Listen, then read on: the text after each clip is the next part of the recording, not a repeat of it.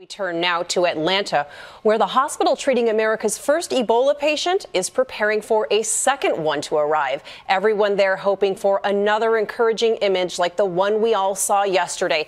There he is, Dr. Kent Brantley, climbing down from the ambulance and entering that hospital not on a stretcher, but walking on his own 2 feet. ABC's chief medical editor, Dr. Richard Besser, is once again at that hospital for us tonight. Tonight, the only Ebola patient ever on American soil waits to see if his body will fight off the deadly virus. Dr. Kent Brantley, in this biocontainment suit, stepped off the ambulance yesterday under his own power, much to everyone's surprise. To see him walk, which hadn't even occurred to me, was just unbelievable. Brantley has also seen and spoken to his wife, using a phone through a plate glass window. In the process of designing this unit, allowed for a lot of face-to-face contact through a plate glass window, together with a communication system so that they will be as close as 1 to 2 inches from each other.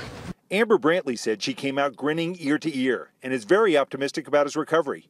Tonight, she says he's improving, but he will remain isolated until he is no longer contagious. If the patient walks into our unit and they're stable, most people feel they're contagious for about 2 to 3 weeks. The hospital staff here is now getting ready for another Ebola patient, Nancy Wrightball, Brantley's colleague. Just a short time ago, the same plane that brought Brantley back to the U.S. took off on a return trip to Africa. It is expected to bring Wrightball back here to Atlanta on Tuesday.